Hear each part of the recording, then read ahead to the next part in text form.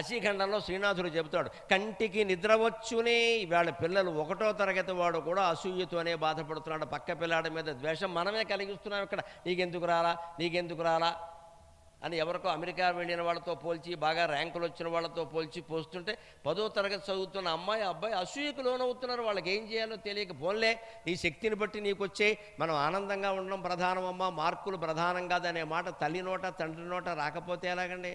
మార్కులే ప్రధానం అనగానే అసూయ వస్తుంది. అసూయ వస్తే ఏమవుతుంది? కంటికి నిద్రవచ్చునే, సుఖంబగునే రతికేళి, జిహ్వకున్ వంటక మించునే, ఇతర వైభవముల్ 10,000 మానసంబంటునే, మానుషంబుగల ఎట్టి మనుష్యునకు ఎట్టివానికి కంటకుడైన శాస్త్రవుడొకండు తనంతటి వాడు గల్గినన్. కంటికి నిద్ర వచ్చునే. అసూయ, ఈర్ష్య అనేది మనస్సులో ప్రవేశించింది అంటే ఓర్వలేని తనం. ఇక నిద్ర రాదండి. ఎవరి జీవితాన్ని ఎవరు పరిశీలించుకున్నా తెలుస్తుంది. మా చిన్నతనంలో ఏదైనా హోంవర్క్ ఇచ్చింది చేయడం వీలు కాకపోతే మేము చేయలేదండి. రాత్రి సరిగ్గా క్లాసులో ఆవులించామనుకోండి, ఏంట్రా క్లాసులో ఆవులిస్తున్నావు, రాత్రి నిద్రపోలేదా అనేవారు. రాత్రి నిద్ర పట్టలేదనగానే మా మాస్టర్ మమ్మల్ని వేసే ప్రశ్న అయితే, ఎరా ఎందుకు నిద్ర పట్టలేదురా, ఎవడి సొమ్ము మీదనా కన్నేసావా అని అడిగేవారు ఖచ్చితంగా. ఇదండి ప్రశ్న. దాని ద్వారా మాకు విషయం తెలిసి, ఓహో పరుల సొమ్ము మీద పరస్త్రీల మీద కన్నేసిన వాడికి నిద్ర పట్టదు అని తెలిసింది మాకు. మరి చిన్నపిల్లలు ఇప్పుడు 10వ తరగతి పిల్లలం కాబట్టి ఎవరైనా అమ్మాయి మీద కన్నేసావంటే బాగుండదని ఎవడ సొమ్మైనా కొట్టేద్దామని చూసావా, లేకపోతే ఇంకో మాట అనేవారు, ఎవరికైనా లైన్ వేసావా. లైన్ వేయడం అంటే అంతే. మాకు అర్థమైపోయింది అప్పుడు, పరస్త్రీ మీద కన్నేసిన, పరుల ధనాన్ని ఆశించిన నిద్ర పట్టదు. ఇప్పుడు ఆలోచించండి, 100 కోట్లు అక్రమంగా సంపాదిస్తున్న వాళ్ళు ఎవరికైనా నిద్ర పడుతుందా? పట్టదండి. ఎప్పుడు సిబిఐ వారు వస్తారో తెలియదు, ఎప్పుడు ఎంక్వైరీ చేస్తారో తెలియదు, ఎప్పుడు పట్టుకుపోతారో తెలియదు, పెళ్ళాం పిల్లలకి ఎప్పుడు దూరం అవుతామో తెలియదు. రకరకాల రాజకీయ ప్రాబల్యాలు ఉపయోగించి తప్పించుకోవచ్చు, కానీ కర్మనెవడు తప్పించలేడు. నిద్ర పట్టదండి ఖచ్చితంగా. మనం అనుకుంటా ఆయనకేంటంటే అధర్మం అంటారు, మేడ మీద మేడ కట్టాడు. అమ్మ దేవుడు కొట్టే దెబ్బ ఎలా ఉంటుందో చెబుతున్నా, మొహమాట పడకుండా. ఈ వేదిక మించి పడితే, కింద పడితే తగిలే దెబ్బ వేరు, ఈ భవనం మించి పడితే తగిలే దెబ్బ వేరండి. దేవుడు కొట్టే దెబ్బ ఎలా ఉంటుందంటే, అక్రమంగా సంపాదించేవాడిని అధర్మం వల్ల కూడా వర్ధత్యధర్మేణ నరో. వ్యాసుడు భారతంలో చెబుతాడు చాలా స్పష్టంగా, వర్ధత్యధర్మేణ నరో తతో భద్రాణి పశ్యతి తత సపత్నాంజయతి సమూలస్తు వినశ్యతి అన్నాడు. అధర్మం వల్ల కూడా నరుడు వృద్ధి చెందుతాడు. మీరు అసూయ పడకండి, జాగ్రత్తగా గమనించండి. ఒక్క 5-10 ఏళ్ళు ఆగండి, వాడి సంగతి ఎలా ఉంటుందో చూద్దురు. కానీ అంతేకాదు, వాడు వృద్ధి చెందడం కాదుట, తతో భద్రాణి పశ్యతి. వాళ్ళ పిల్లలకు గొప్ప చదువులు వస్తూ ఉంటాయి, గొప్ప సంబంధాలు వస్తూ ఉంటాయి, పెద్ద పార్టీలు ఇస్తాడు, విందులు వినోదాలు, ఇవన్నీ చూసి మనం కంగారు పడిపోతూ ఉంటాం. అక్రమంగా సంపాదించాడు ఎలా ఉన్నాడో, వాడి ఇంటికి పిలవకపోయినా వెళ్ళిపోతారు. పేదవాడి ఇంటికి పిలిచినా రారు, వెళ్ళిపోతారు వాడింటికి. అవన్నీ చూసి మనం కంగారు పడిపోతూ ఉంటాం. కానీ వ్యాసులు ఏం చెబుతున్నారంటే, వాడు పెరగడం కాదయ్యా, అభివృద్ధి చెందడం కాదయ్యా, విందులు వినోదాలు కాదయ్యా, ఇంకోటి కూడా ఉంది, సపత్నానం జయతి, శత్రువులను కూడా జయిస్తాడు. అందరూ నోరు మూసుకునేలా చేస్తాడు, ఎందుకంటే అధికారం ఉంది కదా చేతిలో. కానీ సమూలస్తు వినశ్యతి, ఒకనాటికి మొత్తం పోవడం ఖాయం, ఖాయం చేతికి అని చెప్పాడు. ఎంతమందిని చూసింది చరిత్ర, ఎంతమందిని చూసింది భారతదేశ చరిత్ర, ఇంకా ఎంతమందిని చూస్తోంది ఇప్పుడు కూడా. ఆస్తులు పోగొట్టుకుని అప్పుల పాలైపోయిన వాళ్ళని, పదవులు పోగొట్టుకుని దీనంగా హీనంగా ఉంటున్న వాళ్ళని ఎంతమందిని చూస్తున్నామండి వేళ. పదవులు శాశ్వతమా, ఆస్తులు శాశ్వతమా? సౌజన్యం ఒక్కటే, ధర్మం ఒక్కటే, నీతి ఒక్కటే శాశ్వతం ఖచ్చితంగా. ఆ నీతి, ఆ నిజాయితీ, ఆ మంచితనం, ఆ ధర్మం నీలో ఉంటే నీ దగ్గర డబ్బు లేకపోయినా నిద్ర పడుతుంది. సుఖం అంటే రెండేనండి, తిన్నన్నం 2 గంటల్లో అరిగిపోవాలి, పడుకుంటే 2 నిమిషాల్లో నిద్ర పట్టాలి, ఇదే సుఖం అంటే, ఇంకేం అక్కర్లా. తిన్నన్నం 2 గంటల్లో అరిగిపోవాలి, పడుకుంటే 2 నిమిషాల్లో గుర్రెట్టేయాలి, పక్కవాడు లేచి గోడ పెట్టేసేలాగా. పక్కవాడికి నిద్ర పట్టకుండా గుర్రు పెట్టేయాలి, అంత పట్ట అంటే సుఖంగా ఉన్నాడు వాడు, ఏం గొడవ లేదు, పట్టేసింది వెంటనే. కొందరు చూడండి పాపం పడుకుంటారు, అటు దొల్లుతారు ఇటు దొల్లుతారు, మధ్యలో ఈ ఫోన్ ఒకటి తీస్తారు, ఇవి ఏదో కెలుగుతూ ఉంటారు. ఇక్కడ దాంట్లో మళ్ళీ పైన నొక్కి కింద నొక్కి ఏడుపు మొహం పెట్టి నవ్వు మొహం పెట్టి అధవసంతి దాంతానికి. ఎందుకు ఇది నిద్ర పట్టట్లేదు? నిద్ర పట్టప్పుడు పడుకుని జపం చేసుకోవాలండి. ఫోన్ చూస్తారేటి? జపం చేసుకుని నిద్ర పట్టకపోయినా కనీసం జపం చేసుకున్న పుణ్యం వస్తుంది. అమ్మవారు జపం చేస్తే ఎంత మంచిదమ్మా. ఎప్పటికప్పుడు నిద్ర పడుతుంది, ఎప్పుడప్పుడు నిద్ర పడుతుంది. ఆ పని చేయండి. నేను చేసే మీకు చెబుతున్నా. నేను రోజుకో చోట ఉంటానంటే నిన్నటి వరకు గుంటూరులో 3 రోజులు ప్రసంగాలమ్మా దాశరథి శతకం మీద. నిన్న మధ్యాహ్నం దంపతులం బయలుదేరి వచ్చాం. ఇంటికి వచ్చేసరికి 3 అయింది. ఈవేళ మళ్ళీ ఇక్కడికి వచ్చాను. ఇంకో 2 రోజుల్లో ఇంకో ఊరు వెళ్ళాలి. రోజుకో ఊరు, రోజుకో మార్పు, రోజుకో నీరు, రోజుకో ఆహారం. నాకు నిద్ర పట్టదు. ఓ రోజు హోటల్లో పడుకుంటా, ఓ రోజు సొంత ఇంట్లో పడుకుంటా, ఓ రోజు ఎవరింట్లోనో పడుకుంటా, ఓ రోజు రైల్లోనో ఎక్కడో పడుకోవాలి. నాకు నిద్ర పట్టకపోతే ఒకటే ఉపాయం లెక్క. శుభ్రంగా సమయానికి 10ంటికి మాత్రం ఖచ్చితంగా పడుకుంటా. తిరుగు లేదు. ఇంకా మళ్ళీ 5 వరకు లేవను. 7 అవర్స్ పడుకోవలసిందే. ఫోన్ కట్టేస్తాను మొత్తం. 5ంటికి అలారం పెట్టేయడమే అంతే. హాయిగా వెళ్ళకేలా పడుకుని గుండెల మీద చేతేసుకుని నమ శివాయ నమ శివాయ నమ శివాయ అని మనస్సులో జపం చేసుకుంటూ పడుకుంటా. అరగంట కాకపోతే గంటకైనా నిద్ర పడుతుంది. గంట సేపు వేములవాడ రాజేశ్వర స్వామి నా గుండెల్లో ఉన్నాడమ్మా, నా గుండెల్లో ఉన్నాడు. నాకు బిరుదులు వచ్చాయంటే ఎందుకు రావు, సన్మానం జరిగిందంటే ఎందుకు జరగదు? ఆయన ఉన్నాడు నా గుండెల్లో, ఆయనే జయించుకుంటాడు. సో స్మరిస్తున్నాం. పైగా పోనీ ప్రత్యేకించి సమయం కేటాయించలేదు, నిద్ర పట్టలేదు కాబట్టి. అయినా సరే అంటాడు ఆయన. జగడు వాడైనా జాగారం చేయమన్నారు. శివరాత్రి నాడు జాగారం చేయాలి కదా. జాగారం చేయడానికి నిద్ర వస్తుంది కనుక ఏం చేయాలి? మొగుడు ఏంటి పెద్దో వాగుతున్నావు ఇక్కడ, మీ బాబు ఏం పెట్టాడు పెళ్ళికి అని తగదా పెట్టుకోవాలి. ఎప్పుడు 10ంటికి నిద్ర వస్తుంటే అప్పుడు ఆవిడ ఏం చేస్తుంది? నీ మొహానికి పెట్టిందే ఎక్కువ, మళ్ళీ ఇంకేం పెట్టాలి ఇక్కడ అంటుంది ఆవిడ. ఈ తగాదా ఓ 2 గంటలు అయ్యాక 12:05 అయ్యాక అమ్మయ్య శివరాత్రి ఫలం దక్కింది, ఇద్దరం మెలుగుగా ఉన్నాం, పడుకో అని చెప్పాలి. అందుకని తెలుగులో సామెత జగడం వాడైనా జాగారం చేయమన్నారు. భగవంతుడు కారణంతో నిమిత్తం లేదండి. కారణాతీతుడు ఆయన, కారణాతీతుడు. మెలుగుగా ఉన్నాడు అంతే చాలు. నైవేద్యం పెట్టాడు అంతే చాలు. దండం పెట్టాడు అంతే చాలు. వాడు కుడి చేత్తో పెట్టాడు, వాడు ఆయన చేత్తో ఆయనకి అనవసరం, పెట్టాడు కదయా. అంత దయ. ఆ మాత్రం చేయలేమా? ఈ ఫోన్లు కలుగుతారు ఏంటంటే అర్థం లేకుండా. హాయిగా పడుకుని జపం చేసుకోవచ్చు, జపఫలం దక్కింది. అంతేకాకుండా నిద్ర రాదు. అసూయ ఉందంటే నిద్ర రాదు. ఇక్కడ పిల్లలకు కూడా అదే పరిస్థితి. సుఖం బగునే రతికీలి సంసార సౌఖ్యాలు కూడా పొందలేం. జిహ్వకును వంటకమించునే. అంతేకాదు మనస్సులో ద్వేషము కోపం ఉన్నవాడికి ఏ పదార్థం పెట్టినా ఎక్కదు, నచ్చదు. బావులేదు వాడి మనస్సు బావులేదు, పదార్థం బాగానే ఉంది. ఇతర వైభవములు 10,000 మానసం వంటునే. వేరే వైభవాలు 10,000 వైభవాలు ఉన్న వాడికి మనస్సుకి ఎక్కదు. మనశ్శాంతి ఉంటేనే మనకి, మనశ్శాంతి ఉంటే కనుక పూరి గుడిసెలో కూడా నిద్ర పడుతుంది. మనశ్శాంతి లేకపోతే ఏసీ రూములో కూడా నిద్ర పట్టదు. నీకు నిద్ర పట్టడం ముఖ్యం అన్నప్పుడు ఇంత ఆస్తి అవసరం లేదు. ఒకవేళ ఆస్తి ఉంది, అదృష్టవంతుడివి, నిద్ర పడుతుందో లేదో చూసుకో. నీ ఆస్తి నిద్ర పట్టేలా ఉంటే పర్వాలేదు, సంపాదించుకున్నా పర్వాలేదు, ఏమి ఇబ్బంది లేదు. నీ ఆస్తి నీ నిద్రకి కానీ, అన్నం అరగడానికి కానీ, ఆరోగ్యానికి కానీ, నీ కుటుంబ సంక్షేమానికి కానీ అడ్డంగా ఉందంటే ఆ ఆస్తి దానం ఇచ్చేయడం మంచిది. మనకి నష్టం చేస్తుంది. మనకి ఆశ్చర్యకరమైన విషయం చెబుతానమ్మా. ఈ దేశంలో పండితులైన వాళ్ళు, బ్రాహ్మణులైన వాళ్ళు ఎలా ఉండేవారో పూర్వం గర్వించాలి మన జాతిని గురించి, ఏ వర్ణమైనా సరే. ఎందుకో తెలుసా? ధర్మరాజు కౌరవుల్ని గెలిచిన తర్వాత డబ్బులేం లేవు, ఏమున్నాయి ధర్మరాజు దగ్గర, మొత్తం పోయాయి. ధర్మరాజు మొట్టమొదటిసారి బడ్జెట్ ప్రవేశపెట్టేట. ఏంటో తెలుసా? అందులో ప్రధానమైన ఖర్చు కౌరవులు తద్దినారు. వాళ్ళు పోయారు, మరి కౌరవులు తద్దినారు. అందుకే సామెత, పాండవుల సంపాదన అంతా కౌరవులు తద్దినానికి సరిపోయింది. పోయిన వాళ్ళు ఒకళ్ళ ఇద్దరు 101 మంది.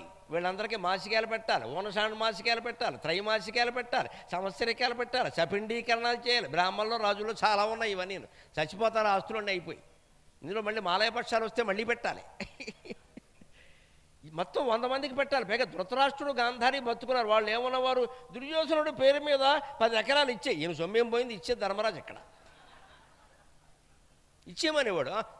అక్కడికి భీముడు వచ్చి దెబ్బలాడేవాడు. ఏంటి ఆయన చెప్పడం, నువ్వు చేయడం ఎక్కడ? దుర్యోధనుడు దుర్మార్గుడు, వాడి పేరు మీద మనం ధర్మరాజు అయినా ఒరే పోలేరా, పెద్ద నాన్నగారా, 100 మంది కొడుకులు పోయారా, ఎడుస్తున్నారా అని ఇచ్చేసేవాడు. చివరికి బడ్జెట్ ఎడితే అన్ని తద్దినాల బడ్జెట్టే. ఈయనప్పుడు ధర్మరాజు పరిపాలనకు డబ్బులు లేవు, ఏం చేయాలో తెలియదు. వ్యాసుడిని అడిగాడు. ప్రపంచ బ్యాంకుని అప్పు అడగడం తెలియదు. మరి ప్రపంచ బ్యాంక్ అంటే వ్యాసుడే. వ్యాసుడిని అడిగితే భారతీయ సంస్కృతిలో మహోన్నతమైన విషయం చెప్పాడమ్మా. ధర్మరాజా, నువ్వు ధర్మానికి కట్టుబడ్డావు, నీకు డబ్బు అందేలా చేయడం మా పూచి, లేకపోతే మా తపస్సు ఎందుకు? నేను దివ్య దృష్టితో ఒక విషయాన్ని పరిశీలించి చెబుతున్నా. హిమాలయ పర్వత శిఖరాల మధ్యలో లోయల్లో ఫలానా చోట అపారమైన ధనరాశి ఉంది, నువ్వు వెళ్ళి తెచ్చుకో అన్నాడు. అక్కడెందుకుందండి ధనరాశి అంటే, అక్కడ పూర్వం ఒక జాతి బ్రాహ్మణులు 10,000 మంది బతికేవారు. 10,000 మంది జనం, సుమారుగా 1000 కుటుంబాల పైన. వాళ్ళకక్కడ హైహయ వంశపు రాజులు విపరీతంగా ఏవో దాన ధర్మాలు చేశారు. ఆ డబ్బు బంగారం వాళ్ళ దగ్గర ఉండిపోయింది, వాళ్ళు వాడుకోలేదు. వాళ్ళు మామూలుగా అంగాస్త్రం కట్టుకుని సంధ్యావందనం చేసుకుంటూ మామూలుగానే ఉన్నారు. ఆ డబ్బు మొత్తాన్ని నేలలో పాతిపెట్టారు అన్నాడు. అదేమిటండి అంటే, ఆ డబ్బు ఉంటే మా కొడుకులు సంధ్యావందనం చెయ్యరు, వేదం చదవరు, కాబట్టి మాకు డబ్బు వద్దు. ఇదండి ధర్మరాజు కాలం నాటి బ్రాహ్మణ జాతి. మాకు డబ్బు వద్దు, డబ్బు ఉంటే మా పిల్లలు చెడిపోతారు. ఇక్కడ వాడు కూడా సంధ్యావందనం చేయడు, ఇంకా వేదం నేర్చుకోడు. వేదం ఎందుకంటే వాడు డబ్బులు ఉండగా అంటాడు. మంచిది, బ్రాహ్మణుడు వేదం నేర్చుకుని, శాస్త్రాలు నేర్చుకుని, పురాణాలు నేర్చుకుని నలుగురికి చెప్పాలి అంటే అతను మధ్యతరగతి వాడే ఉండాలి. మహాకోటీశ్వరుడు అయితే కష్టంగా చదవడం, ఇంకా మళ్ళీ పిల్లల్ని అమెరికాలో పెడతాడు. సాఫ్ట్వేర్ అంటాడు, ఇంక వేదం నోవేర్, శాస్త్రం నోవేర్. మళ్ళీ బ్రాహ్మణ గౌరవాలు కావాలంటే ఎక్కడి నుంచి వస్తాయి? వేదశాస్త్రాలు చదివితేనే ఉంటాయి. సాఫ్ట్వేర్ చదివితే నీకు పైవాడికి తేడా ఏముంది? ఇంకా ఇంత ఇదిగా ఉంటే ధర్మరాజు కూడా పాపం ధర్మంగా, అదేమిటండి బ్రాహ్మణ ద్రవ్యం తీసుకోకూడదు కదా, వాళ్ళు పాతిపెడితే పాతిపెట్టచ్చు, నేను తీసుకోకూడదు కదా. వాళ్ళు పాతిపెట్టిన ఉద్దేశ్యమే భవిష్యత్తులో ఎవరైనా ప్రజాసౌఖ్యం కోసం వినియోగించుకోగలిగితే మంచిదని సంకల్పించి దాచిపెట్టారయ్యా. నాకు తెలుసు ఆ విషయం, అందుకే నీకు చెబుతున్నా. అంటే ధర్మరాజు ఒంటెలని, గాడిదలని, రథాలని, రకరకాల వాహనాలను వేసుకెళ్ళి ఆ డబ్బు తెచ్చి, ఆ బంగారం తెచ్చి పరిపాలన సాగించారండి. That is my India, that is my India. అంటే తమకు బోల్డ్ సంపద ఉన్నా సరే పిల్లలకి చెప్పకుండా ఎవరికి ఇచ్చేదేదో ఇచ్చేసి ఇంకా ఇవ్వలేమో అనిపిస్తే పాతిపెట్టేసేవారు. ఇప్పటికీ మీరు ఎవరైనా భూమి అమ్మితే చూడండి, దస్తావేజులో రాస్తారు, ఈ 2 ఎకరాల పొలంలో ఉండేటువంటి నిధి నిక్షేపాలు అన్నీ పాతిపెట్టినవి అన్నీ కూడా కొనుక్కున్న వారికే చెందుతాయి, అమ్మిన వారికి ఏమీ సంబంధం లేదు. ఈ మాట ఎందుకంటే ఏముందంటే నిధి నిక్షేపం, అక్కడ నీళ్లు కూడా లేవు.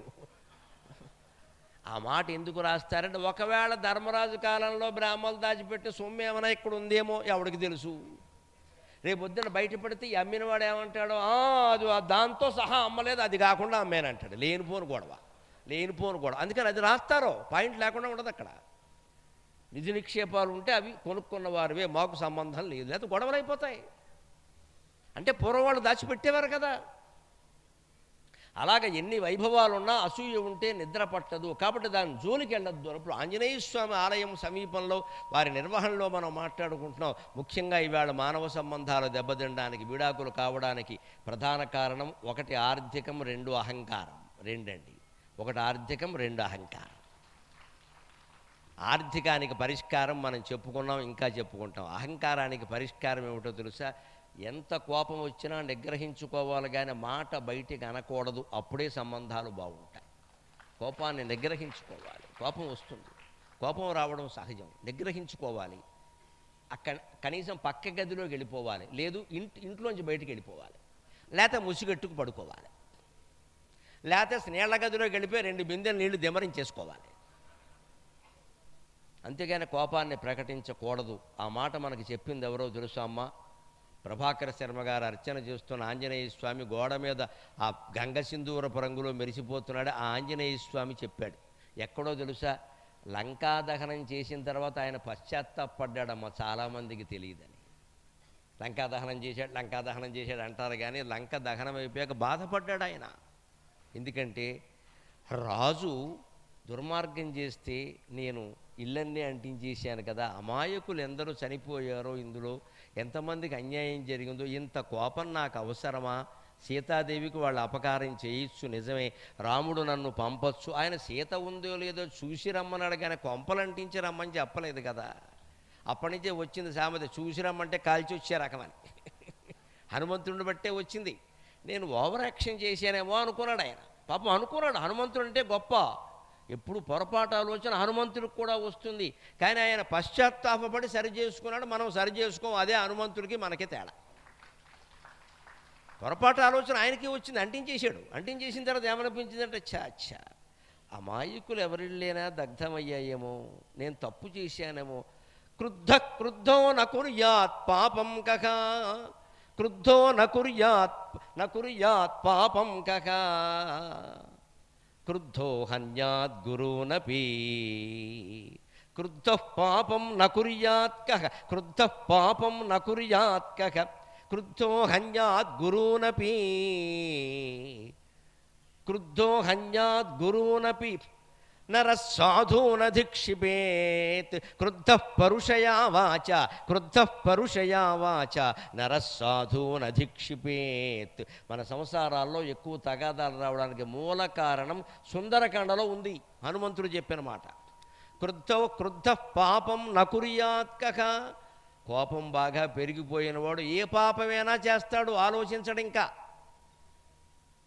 క్రుద్ధః పాపం నకుర్యాత్ కహ, ఏ పాపమైనా చేస్తాడు. అంతేకాదు క్రుద్ధో హన్యాత్ గురూనపి.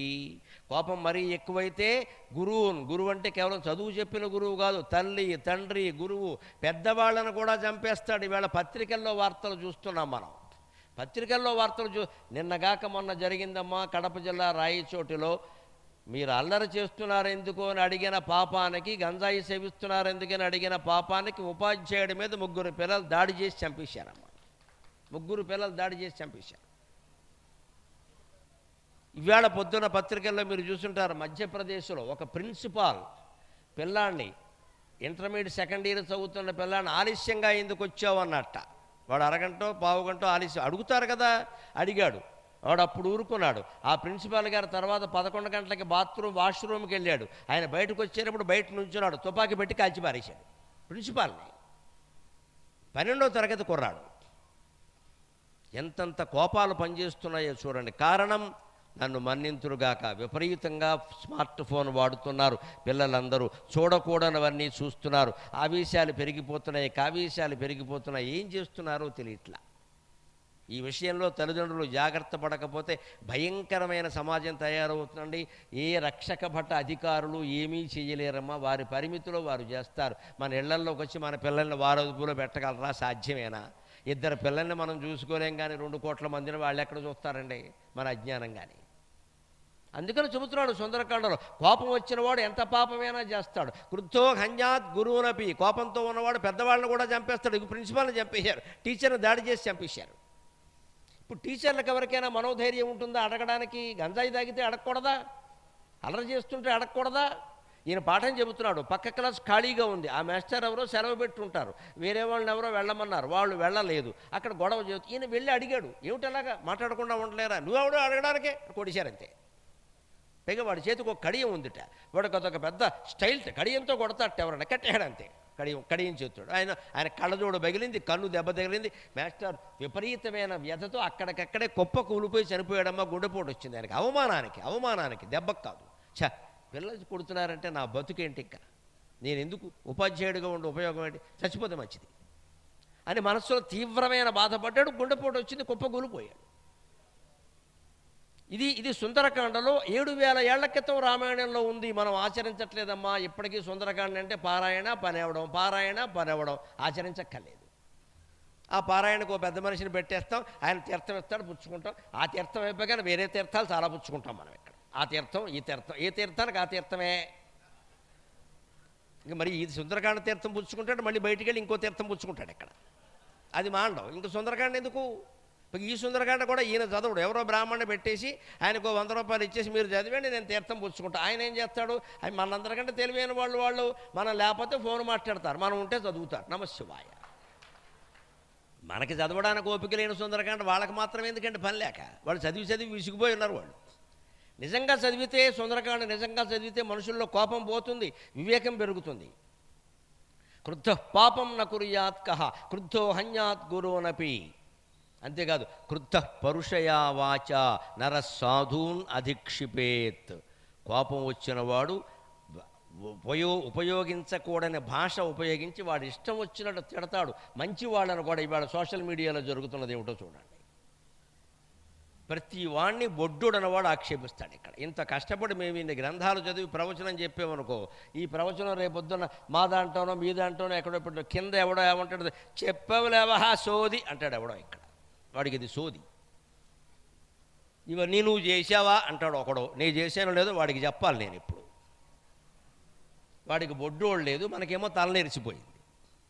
ఎంత దుర్మార్గమైన ప్రపంచం ఉందండి. ఏ స్థాయి మనిషి గురించి మాట్లాడుతున్నావు, ఆయన విలువేంటి, మన విలువేంటి, ఆడవాళ్ళు కదా వాళ్ళ గురించి ఇలా అనొచ్చా, మనం ఈ కామెంట్ పెట్టచ్చా? ఎవరో అమ్మాయి సరదా పడి తన ఫోటో పెట్టచ్చు, వెంటనే ఈ మొహంతో ఉంటే పెళ్ళెక్కడవుతుందని పెడతాడు వాడు. వీడికి ఎందుకే గొడవ అంటే ఇప్పుడు ఎవరు తప్పు?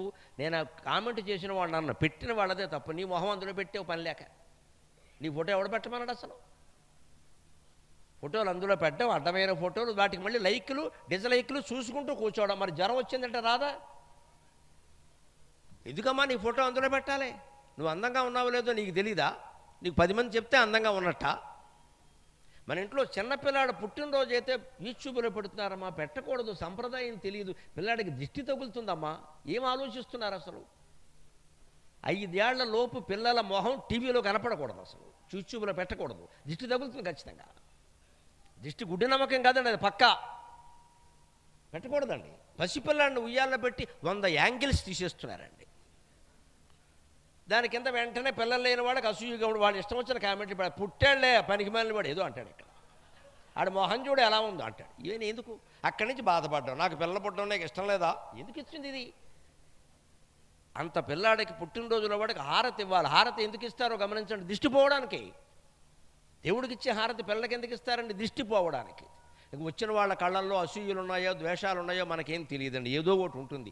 కంటి ద్వారానే ఏ శక్తి అయినా ప్రసరిస్తుంది ఖచ్చితంగా. ప్రాణం వచ్చేది కంట్లోకే, ప్రాణం పోయేది కంట్లోంచే. అందుకే ప్రాణం పోతే తెలుగు భాష అపూర్వమైన భాష. ప్రాణం పోయింది అనండి, కన్ను మూసాడంటారు. గమనించండి తెలుగు భాష గొప్పదనం. The most scientific language in the whole world is our own Telugu language. ప్రపంచం మొత్తం మీద శాస్త్రీయమైన భాష ఏదైనా ఉంటే తెలుగే. కన్ను మూశాడు, ఎంత గొప్ప మాట అండి.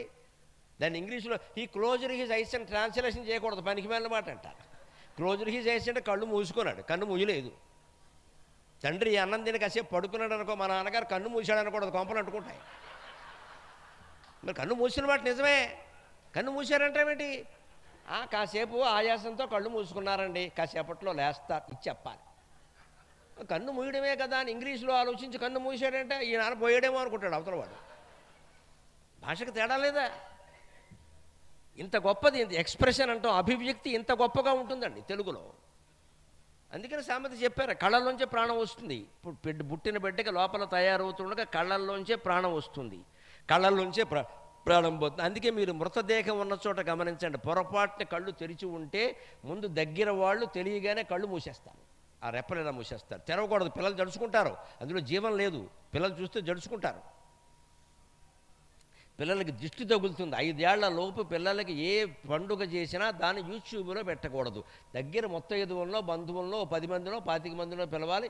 ఏదో పుట్టే పలహారాలు భోజనాలు పెడితే పెట్టచ్చు, హారతి ఇచ్చి పంపేయాలి. దాన్ని ఏ రకంగానూ అడ్వర్టైజ్మెంట్ చేయకూడదు, అది పిల్లలకి నష్టం. ఇవాళ పిల్లలకి నష్టం కష్టం కాదు, మన వైభవం అందరికీ తెలియాలి. ఇక్కడ మాకింత డబ్బులు ఉన్నాయని అందరికీ తెలియాలి, పెట్టండి, బాగా పబ్లిసిటీ చేయండి. ఏంటి ఈ పిల్లాడు ఏమైనా ప్రధానమంత్రి ముఖ్యమంత్రి ఏంటి గొప్ప? ఇక్కడ వీళ్ళ అహంకారం కోసం పిల్లల బతుకులు నాశనం అవుతున్నాయి. అందుకని చెబుతున్నాడు స్పష్టంగా, ఏదైనా సరే సాధువునపి ఆ పండగ చూసిన వాడు ఎవడో కింద వెర్రి కామెంట్ ఏదో రాస్తాడు. ఇక్కడ వీడు ఇప్పుడే ఎలా ఉన్నాడు, పెద్ద అయితే ఏమవుతాడో, దానికి మన మనస్సు గాయపడుతుంది. ఎందుకంటే అది తెచ్చుకోవాలి. అసలు మన ఇంట్లో చిన్న వేడుకను అవతల అందరికీ ఎందుకు చెప్పాలంటే మనం ఇక్కడ గుంభనం అనేది లేకుండా పోయింది సంసారాల్లో. ప్రతిదీ ప్రచారమే. అంత ప్రచారం అవసరమా?